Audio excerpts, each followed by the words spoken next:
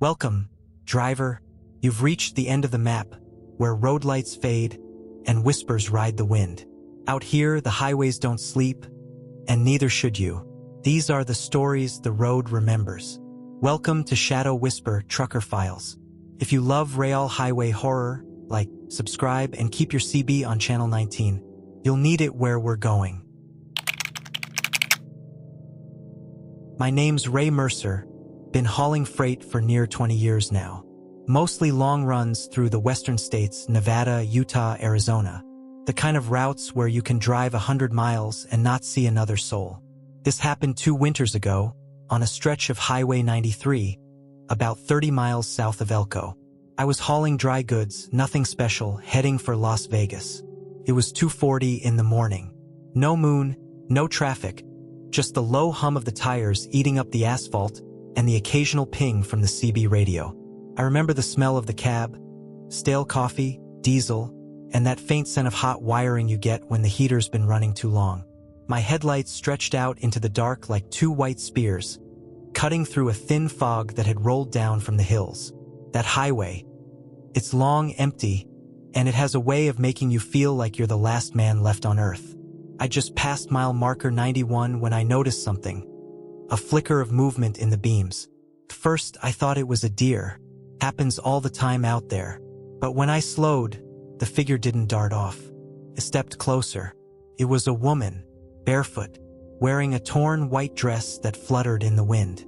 She was standing right by the side of the road, waving both arms, desperate, like someone flagging down an ambulance. Now, I've seen some weird things on the road, wrecks, drunks, even a few setups, people pretending to need help just to rob a driver. So I hesitated. My first instinct was to keep going. But something about her, the way she stood there, shoulders shaking, I couldn't just pass her by. So I hit the brakes and eased onto the shoulder.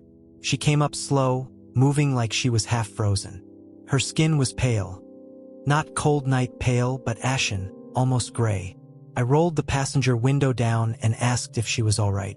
She just whispered, voice trembling, "Please, can I ride with you? Just a few miles."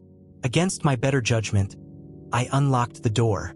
She climbed in, didn't say much, just sat there, shivering, holding her arms tight across her chest. Her hair was damp, sticking to her face. I turned the heater up and handed her my spare blanket.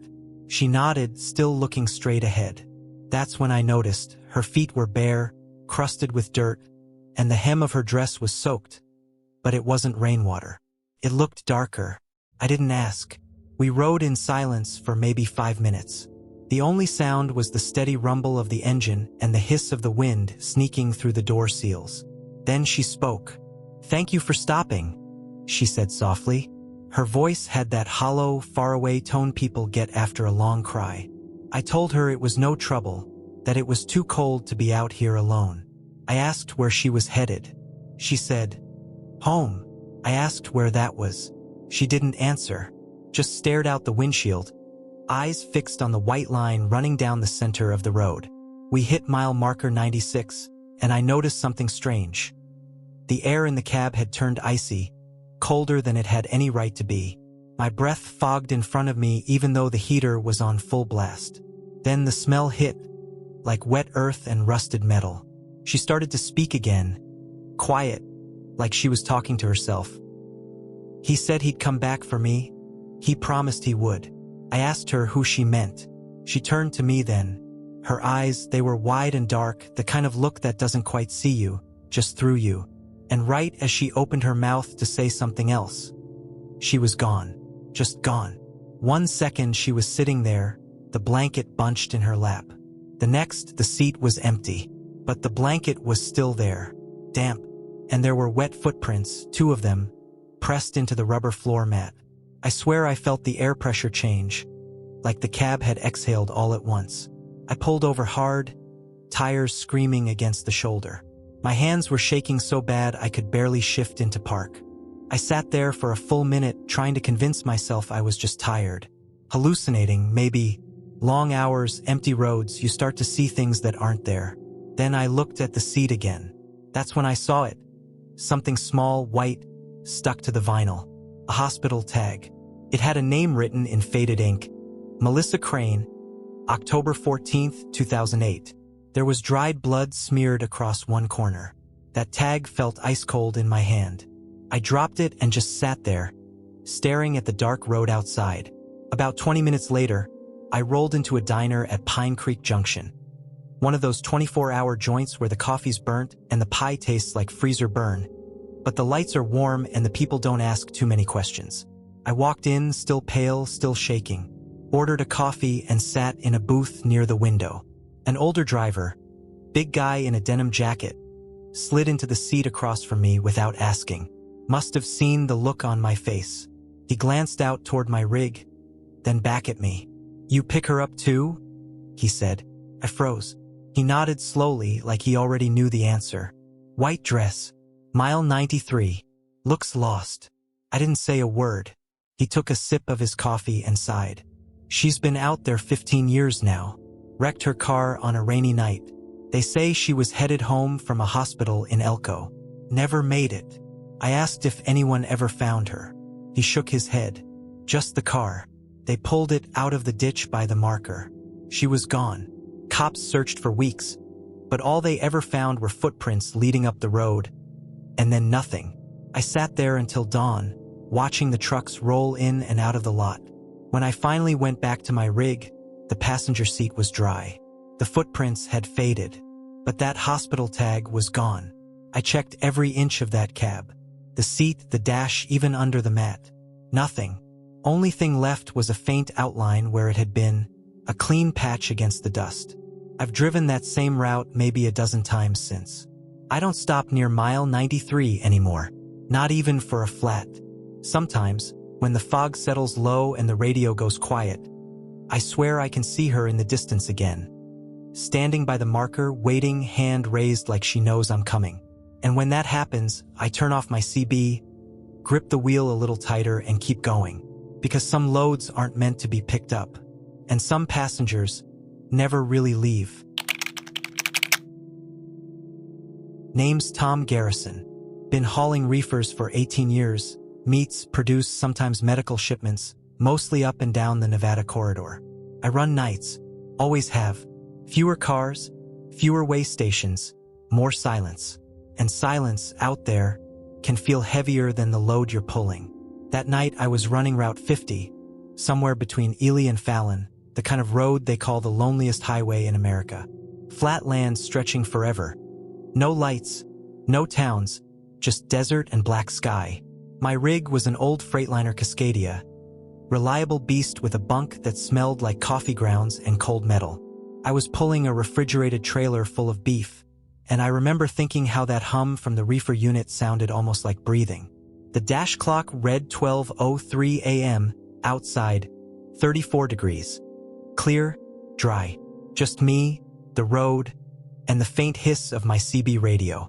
Now, every driver knows that when you're running that stretch at night, you keep the CB on channel 19 mostly. Sometimes you catch another trucker a few miles up or behind, and it feels good to know you're not the last man alive.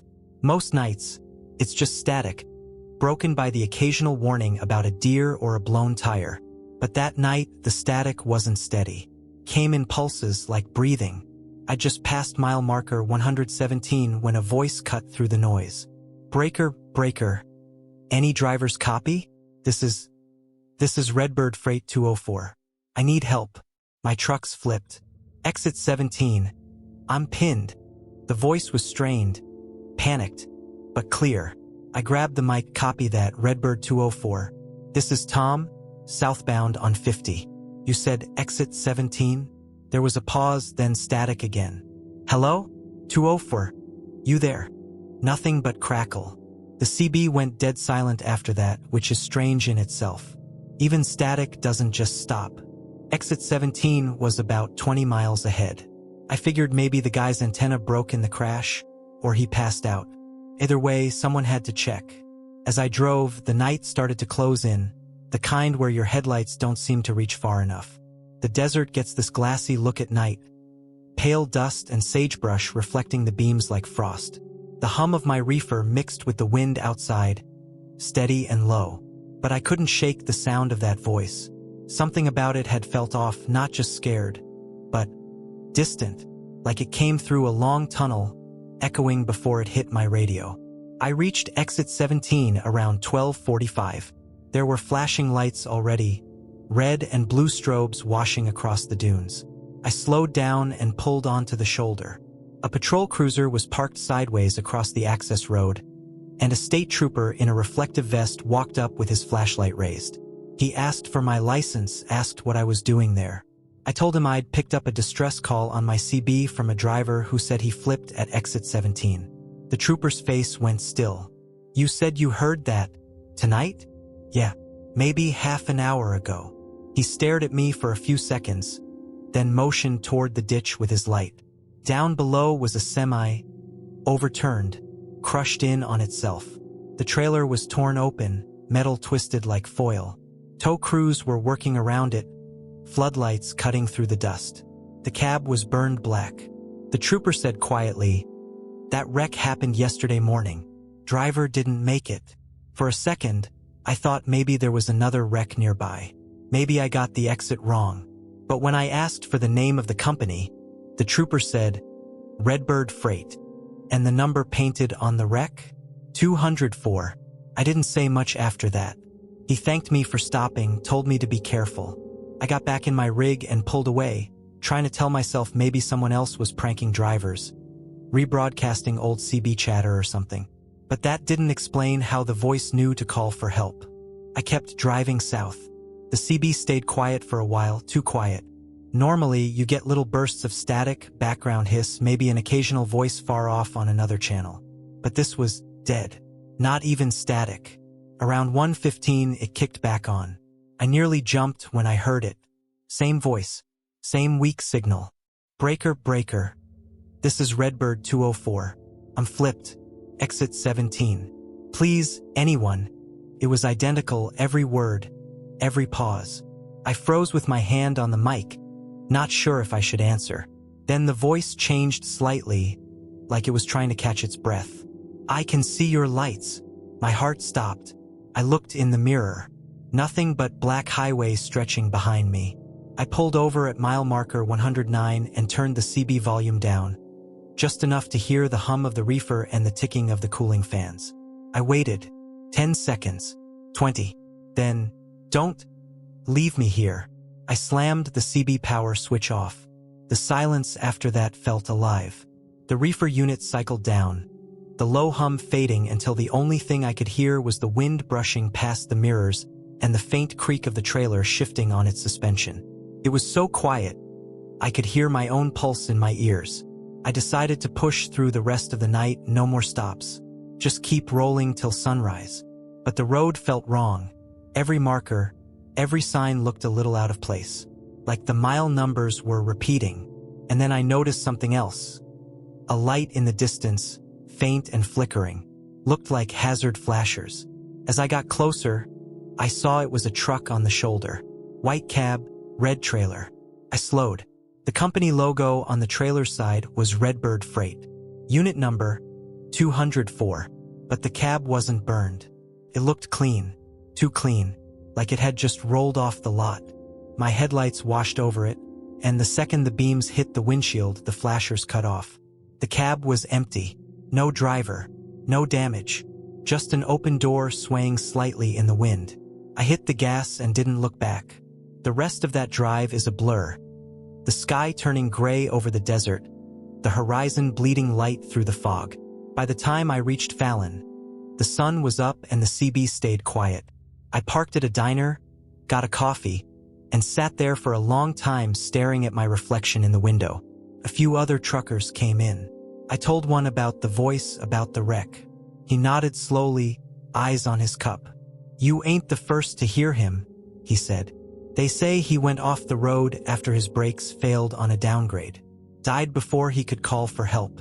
But every now and then, his signal comes back. Caught between channels. Still trying to get someone to answer." I didn't key my CB for 3 weeks after that.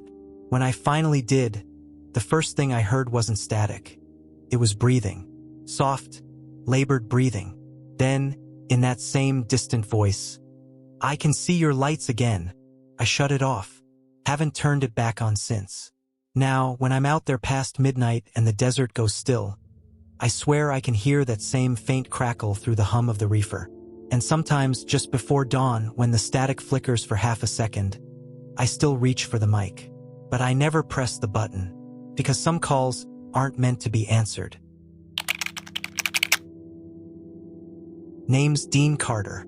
Been driving long haul close to 25 years now. Started out with flatbeds, moved to reefers, then settled on dry freight. Less hassle, fewer breakdowns. I've seen my share of strange things on the road. Weather that comes out of nowhere, accidents that vanish before you can blink, even the occasional mirage playing tricks on tired eyes. But what happened between Tonopah and Goldfield, Nevada, one winter night, I still can't explain it.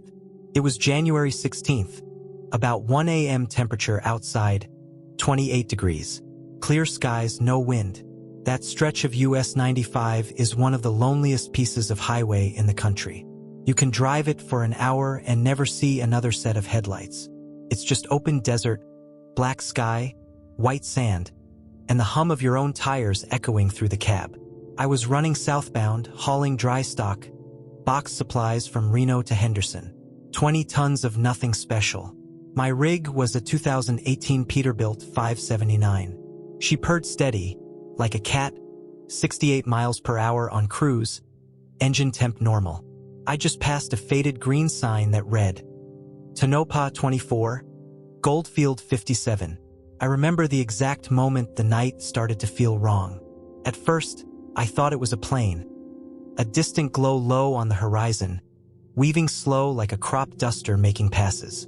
But there's no farmland out there, just open rock and sand. Then there were 2 lights, then 3. They moved together, too close for aircraft and too steady to be reflections.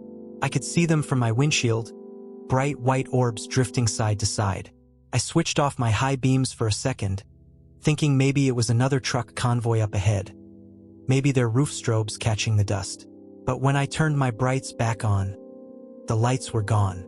The CB crackled faintly, but no voices came through. Just a low hum, like someone breathing close to the mic. I remember gripping the wheel tighter, my palms slick against the leather. 5 miles later, the lights came back, this time off to the right, following me across the desert floor. I slowed to 60. They slowed. I sped up. They matched. They didn't bounce or blink like vehicle headlights, just moved smoothly, weaving side to side like they were scanning the ground. Every instinct told me to keep rolling, ignore it, write it off as fatigue. I've done enough night runs to know the desert plays tricks on you. But this felt different. The air itself had gone still. That endless hum from the tires gone. Even the rattle of the air vents faded until the only sound left was the low, hollow thud of my heartbeat. Then the engine coughed, once, twice, and died. I coasted to a stop on the shoulder, about 15 miles north of Goldfield. No traffic, no wind, just the empty dark pressing against the cab windows. When I turned the key, nothing. No ignition click, no power.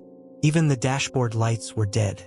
I climbed down from the cab, boots crunching on cold gravel. The second my feet hit the ground, I realized how wrong the world felt. No sound. Not quiet, but absent. No wind. No ticking engine. No hum from the reefer unit. Just silence so complete it pressed against my eardrums. Then I saw them again. 3 white lights, maybe 100 yards out in the desert. Floating. They began to move, slow, deliberate, rising higher until they hung directly over me. When I looked up, the beams merged into one blinding circle that filled the sky. It wasn't like a spotlight, more like the whole sky itself had opened. The light was pure white, but somehow warm, vibrating through the air. I could feel it on my skin. Not heat, exactly, but pressure like standing too close to a jet engine. I tried to shield my eyes, but my arms wouldn't move right. It was like gravity had doubled. The Peterbilt's chrome mirrors reflected the light so bright it looked molten. My logbook on the dash flipped open, pages fluttering though there was no wind. Then there was a low, pulsing hum, deep enough to feel in my bones. And just like that, everything went black. I came to with sunlight bleeding through the windshield. The world was quiet again, normal quiet this time. Birds, wind, the faint hum of trucks on a faraway road. I was sitting in the driver's seat. Engine off, doors locked, seatbelt still fastened. The dash clock read 7:09 a.m. But the last time I remembered looking at it, it was just after 2 o'clock. 3 hours. Gone. I checked my logbook. The page that had fluttered open was crumpled, and my handwriting ended mid-sentence. Lights approaching from the east. After that, blank. I turned the key. The engine started instantly, smooth as ever. Battery voltage normal, fuel gauge fine. Like nothing had happened.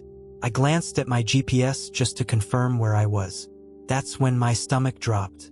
I was 30 miles north of Tonopah. That made no sense.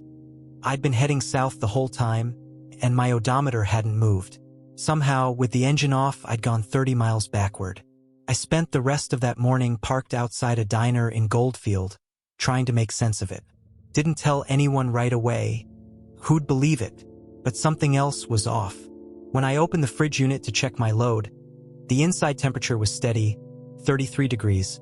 Perfect, but every one of the digital time logs inside showed a 3-hour freeze gap, like power had been lost and restored.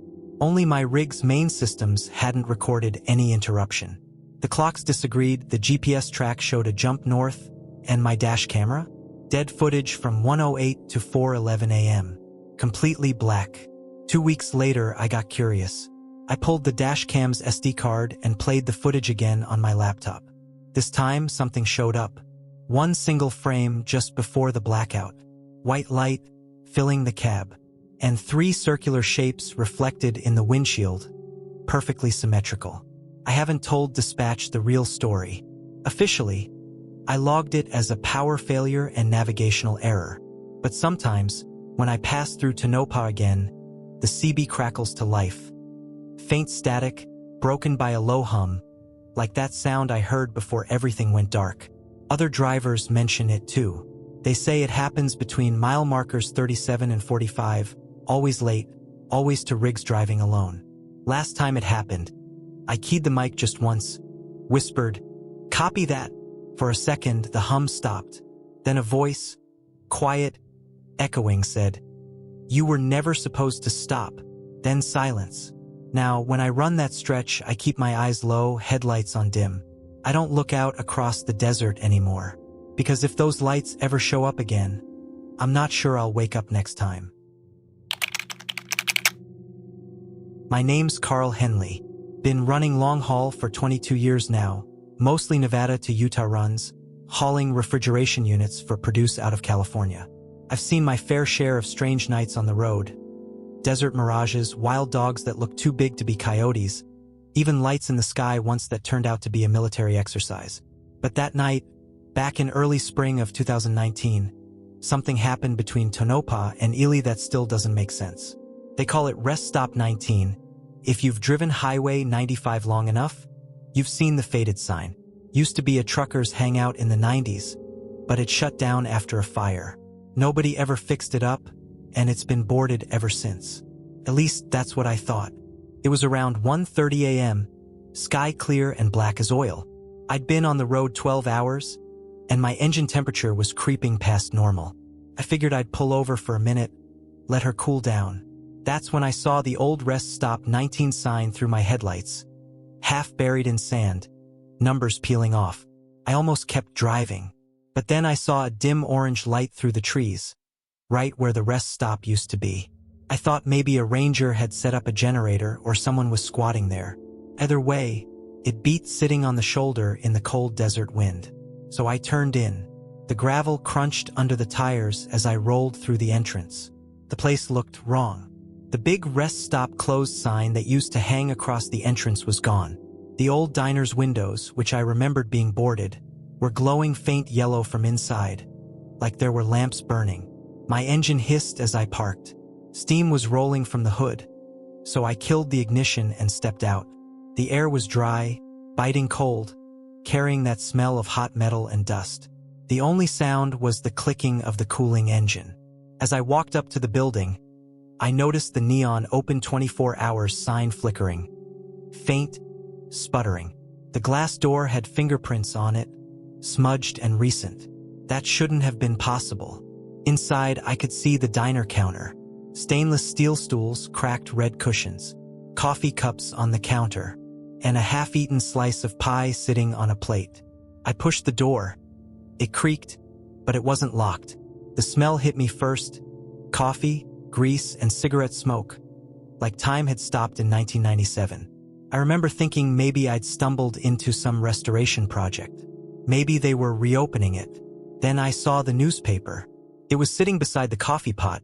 Headline read, "Nevada floods claim 14 lives, March 18th, 1997. I checked my watch. 2019. That's when my radio crackled, just once. A quick burst of CB static, then silence. I turned down the volume. My heart beat loud in my ears. The air inside felt too still. No hum of the fridge, no ticking clock, no insects buzzing against the glass. I picked up one of the mugs on the counter, still warm. That's when I heard it. The sound of shoes scuffing tile, coming from the back hallway. The one that led to the bathrooms. I froze. "Hello," I called out. My voice sounded swallowed, like the room didn't want to echo. No answer. I walked toward the hall, one hand resting on the flashlight clipped to my belt. The linoleum under my boots made soft, tacky noises, sticky with age. As I passed the kitchen door, I noticed movement in the metal reflection, just a flash of someone walking past behind me. I spun around. Nothing. Then the bathroom door creaked open slowly, just enough for me to see the faint reflection of fluorescent light. The next part one can still hear in my sleep. A soft cough, then a footstep. I backed away, slow. "Look, I don't want trouble," I said, trying to keep my voice steady. "My truck's overheating. I'll be gone in 5 minutes." The door eased shut again. I turned and ran.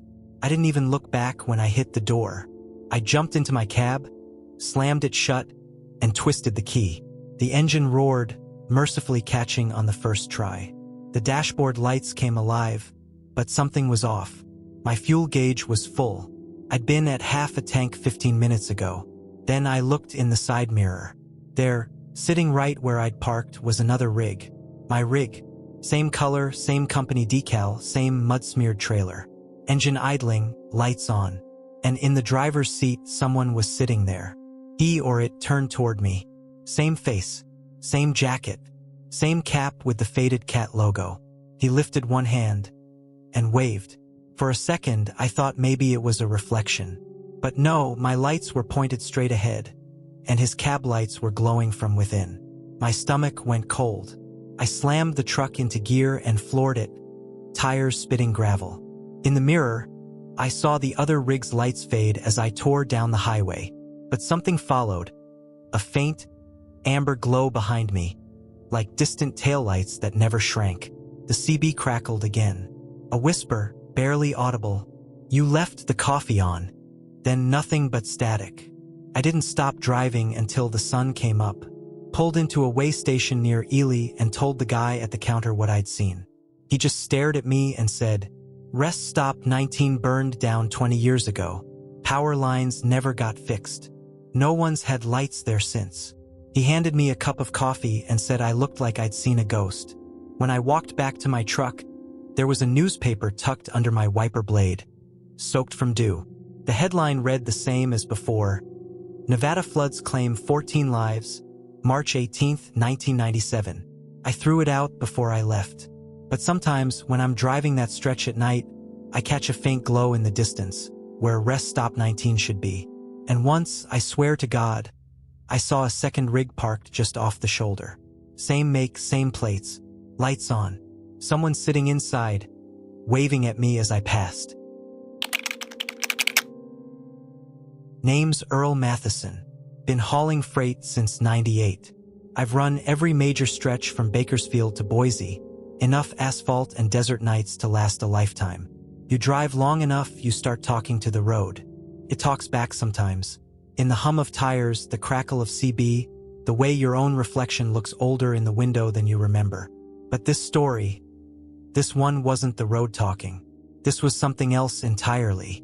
It happened in late November of 2021, heading north out of Beatty, Nevada, past the junction toward Tonopah.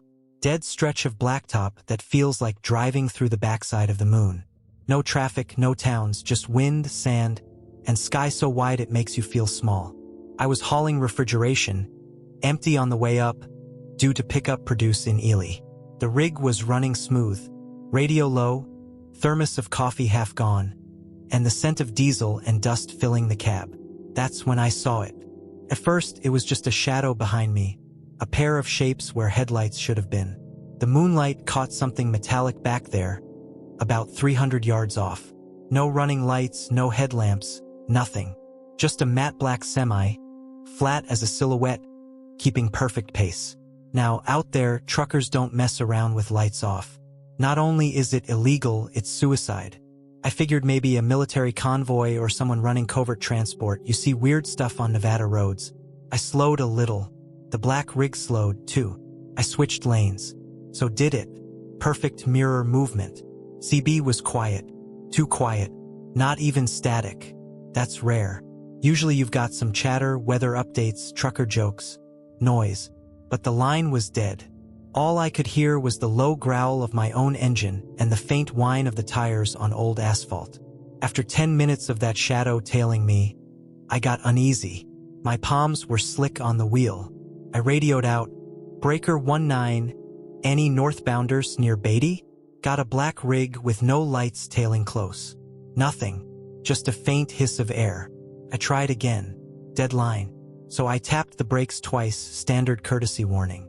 The black rig matched it, slowing exactly when I did. That's when I caught a better look in the mirror. The thing had no logo, no DOT number, no company markings. The grille, if you could call it that, was just a black void. No chrome, no shine. The kind of black that swallows light whole. I felt the hairs on my arms rise. My truck's lights reflected off nothing. Not paint, not glass, just an outline. I told myself maybe I was tired. Maybe it was a reflection of my own rig on a distant trailer. But the desert doesn't reflect like that. There's nothing out there but dust and sagebrush. About 20 minutes later, I saw the glow of a small gas station, the kind with a single pump and a half-burnt sign. I pulled in, glad for any excuse to stop. The air was colder now, sharp with the smell of metal and gasoline. I parked by the pump, engine idling. The black rig rolled by on the highway, slow, deliberate. And that's when I saw it. The driver's window rolled down, just a few inches. Inside was a face. My face. Not like a twin or a reflection, it was me. Same ball cap, same scruff, even the scar above my right eyebrow from a loading dock accident years back. But the eyes, they weren't right. They were too dark, too still, like the reflection in a pond just before you drop a stone. It smiled, just a little. Then the window slid back up, and the rig drifted off into the darkness. My chest felt tight, like I'd been holding my breath too long. I didn't even bother topping off the tank, just jumped back into the cab and floored it. For the next hour, the desert swallowed everything. No cars, no trucks, no sound but my own rig rattling against the wind. I kept checking my mirrors, but the road behind me stayed empty. By 3 a.m., I reached a rest area near Goldfield and decided to park. My hands were still trembling. I left the engine running and grabbed my dash cam, figuring maybe it caught something that could explain what I saw. When I scrolled through the footage, my stomach dropped. There was nothing there. Every time the black rig should have appeared, when it was tailing me, when it passed at the gas station, the camera showed empty road. Just darkness and my own headlights cutting through dust. Even the moment where the driver, my double, looked at me, the footage flickered, then skipped ahead 2 seconds, like it had been erased. I tried calling dispatch. No signal. That's when I noticed something else, my mileage log. I'd driven an extra 11 miles I couldn't account for. No stops, no turns. Just 11 miles missing. The next morning, I called a buddy, old-timer named Hank, who used to run the same route back in the early 2000s. I told him what I saw. He went quiet for a long time, then said, "You ever heard about the shadow freight?" I told him no. He said, "They say sometimes when a truck goes down hard out there, Driver burns up, disappears, the highway keeps its memory. Black rig, no lights, follows whoever's next on that route. Some think it's the road's way of keeping count. He hung up after that. 2 weeks later, I checked my dash cam SD card again. There was a new file on it, one I didn't record. Timestamp, 2:47 a.m., same night. The footage showed the inside of my cab, like from the passenger seat. Me driving, eyes forward, focused. Then I turn my head slowly toward the camera, and I smile. For a moment, I thought maybe I'd somehow recorded over something old. But then I noticed the man in the footage wasn't wearing my hat. He was wearing a black one. I deleted the file that night, but sometimes, when I'm rolling through the Nevada flats past Beatty, my mirrors catch a dark shimmer behind me. No lights, no chrome, just a matte black shadow keeping perfect pace. And every now and then, when the night's clear and the CB goes dead, I swear I can see a faint reflection in the side glass. Looks just like me, smiling. My name's Ray Carson. Been driving rigs since '94, seen every kind of road this country's got, from black ice mountain passes to sunburned desert straits. But there's one stretch I don't touch anymore, Route 50 in Nevada. They call it the loneliest road in America, and that name fits like a coffin lid. That night, I was hauling refrigerated produce eastbound out of Reno, running late and low on patience. The sky was bruised purple, the kind of desert twilight that stretches forever. My dash clock said 11:42 p.m. The CB was quiet, no chatter, no skip, not even static. Just the hum of the tires on cracked asphalt and the distant wail of wind scraping across sand. I hadn't seen another pair of headlights in over an hour. When my coolant temp light flickered red, I decided to pull over. Not an emergency, just a precaution. I spotted a dirt turnout, a patch of gravel that looked like it hadn't seen a tire track in years. I idled the engine down, unbuckled, and leaned back in my seat, listening to that warm diesel tick as it cooled. The desert was dead quiet. No crickets, no wind, just silence thick enough to hear your own heartbeat. Then I noticed something strange. My CB's mic light was on, solid green. That shouldn't happen. The radio had been silent all night. I picked up the mic, tapped the side. No hiss, no feedback, no static. Just a faint, rhythmic sound like breathing. Slow, heavy, close. I frowned, pressed the transmit button. Breaker 19. Anyone on this frequency? Nothing. The light flickered, then steadied. The breathing continued. Deep inhale, ragged exhale. But there was no voice. Now, CB weirdness isn't rare. Sometimes you get atmospheric bounce, stray radio interference, old frequencies from God knows where. I tried to ignore it, figuring I'd kill the power and reset it later. Then the breathing stopped. A pause, maybe 10 seconds, and then, clear as day, a whisper came through. You shouldn't have stopped here. I froze. It wasn't just the words, it was the tone. Calm. Flat. Like someone standing just outside the cab window. I pressed the mic again. Who the hell is this? The CB popped once, then went dead. I shut off the unit completely, even unplugged the power cord. No lights, no sound. The only noise was my own pulse beating in my ears. Then crackle. The CB came back to life on its own. And the voice whispered again. I'm already in the cab. For a second, I just stared at the speaker. My scalp went cold. The air felt heavy, like the oxygen had been drained from the cab. I turned slowly, scanning the mirrors. Empty sleeper berth. Passenger seat clear. Nothing but my duffel bag and thermos. Still, the smell in the cab had changed. Faintly sour, like old sweat and metal. The kind of smell that sticks to abandoned vehicles. I grabbed my flashlight, swung open the door, and stepped out into the freezing desert air. Gravel crunched under my boots. My breath fogged in front of me. The highway stretched empty in both directions. Just a thin gray line under a sickle moon. I circled the rig, checking doors, trailer latch, tires, everything normal. No footprints, no vehicles, no movement. But when I climbed back inside, the CB was still lit up, glowing red now. The mic hissed, and another sound came through. This time it wasn't breathing, It was a tapping, steady, hollow, like someone's fingernail on metal. Tap, tap, tap, then silence. Then my other radio, the Dash FM, turned itself on. No station, just static.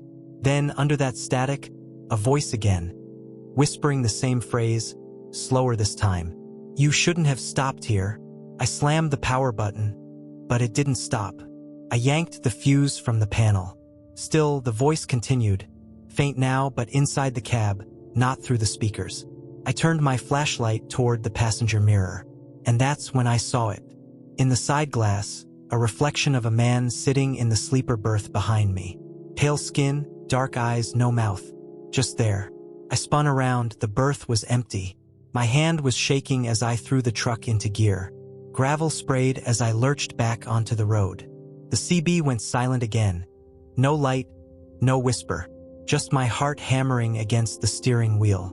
I drove for what felt like hours, headlights cutting through fog, hands slick on the wheel.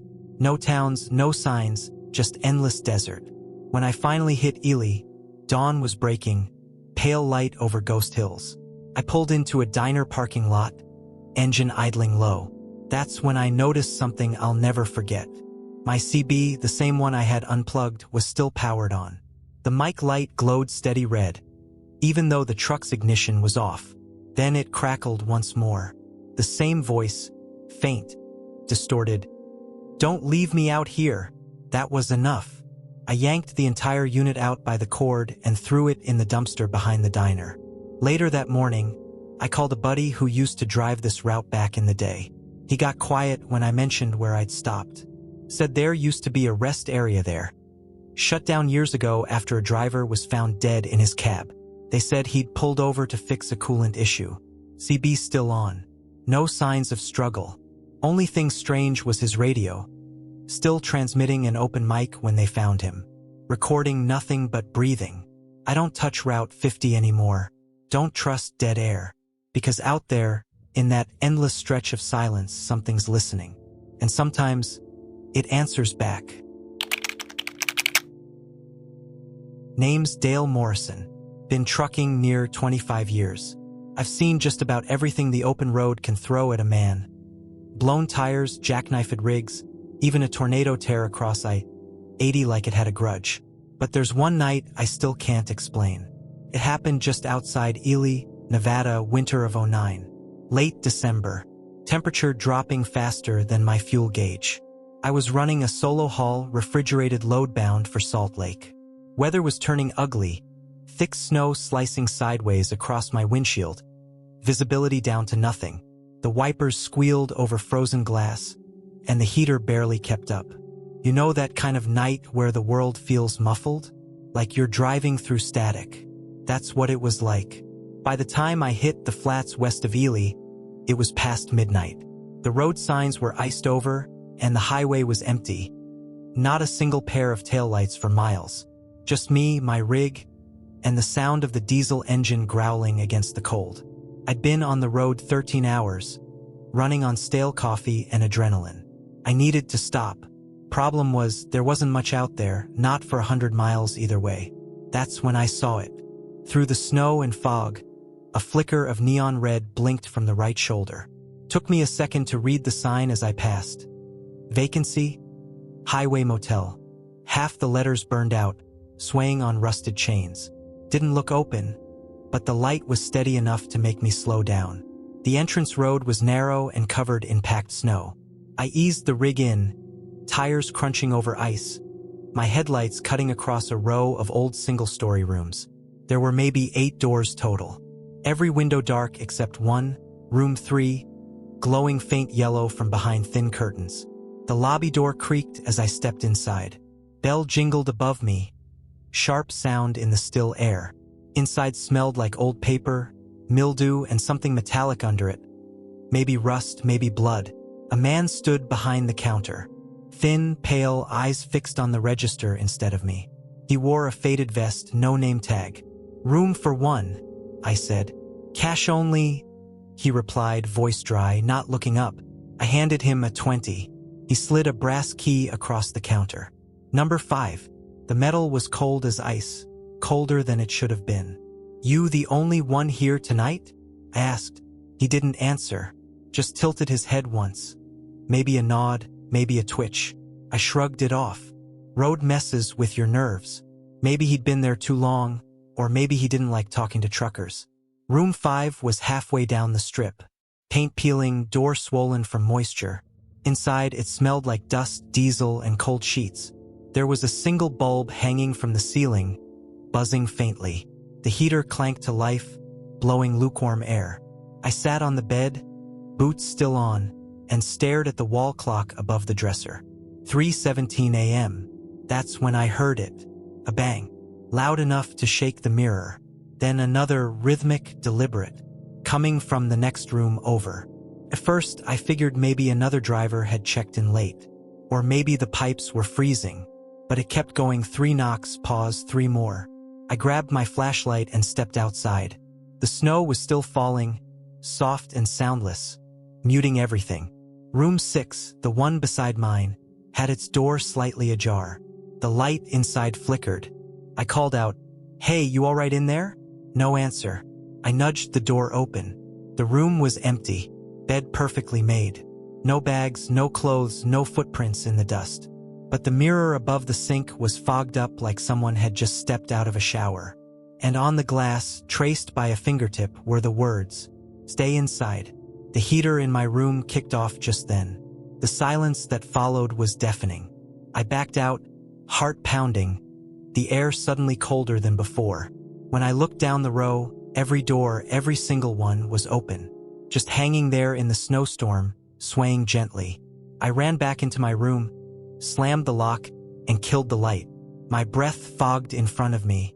The sound outside had changed, no longer the wind. Now it was footsteps, slow, heavy, deliberate, crunching through snow, stopping every few seconds. Then a knock on my door, just once. Not frantic, not human either. Too slow, too measured. The brass key on the nightstand began to rattle on its own. I pressed my back against the wall, flashlight aimed at the door. A shadow passed under the crack. Tall, wrong somehow, like it was bending forward. Then another knock. The bulb flickered and died. The next few seconds were a blur. I yanked the curtain open, snow blasting through the frame, and climbed out the window. The air hit me like a blade. When I turned back, the light from room 3, the one that had been glowing when I pulled in, was pulsing. Inside that window stood the clerk. Only now his face was gone. Just smooth, pale skin where features should have been. I ran. Didn't care about my bag, didn't care about the cold. I sprinted across the lot toward my rig, heart pounding so loud it drowned out the wind. As I climbed into the cab, I looked in the side mirror and froze. The motel, every room, every door was lit up now, and standing in front of each doorway was a figure, still as statues, facing my truck. I floored it. By the time I hit the highway again, the storm had eased, snow thinning to flakes. I drove until dawn before pulling over at a diner outside Lund. My hands were still shaking when I asked the waitress if she knew of a motel east of Ely. Red sign, single story. She frowned. "Ain't been a place like that for years," she said. "You sure? Right off 93, just before the flats." "No, Han. That old motel burned down in 97. Gas leak. Killed the owner and 4 guests. She brought me coffee, but I couldn't drink it. My clothes still smelled faintly of dust and diesel, and underneath that a trace of smoke. Later that morning I doubled back, just to see. The snow had melted off the shoulders by then, but where the driveway should have been, there was nothing. No sign, no building, just flat desert, wind carving across black rock. I stood there a long time, staring at the empty space. Then something caught my eye, half buried near the edge of the sand. A brass key, tarnished, marked with a faded number, 5. I left it there. Now, whenever I run 93 through Ely and the weather starts to turn, I make damn sure to keep driving, no matter how tired I am, because some places on that highway, they don't stay gone.